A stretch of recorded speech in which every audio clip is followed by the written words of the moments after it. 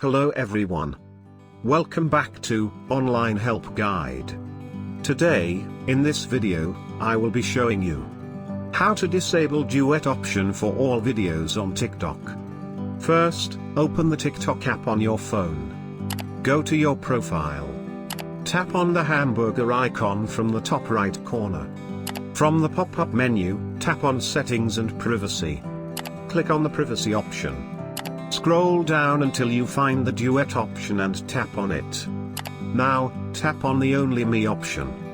And you will disable the Duet option for all videos on TikTok. Thank you for watching Online Help Guide.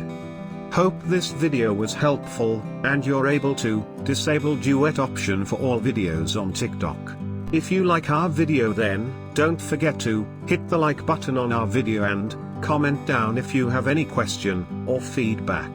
Also, if you are new to our channel, please subscribe and hit the bell icon to our channel.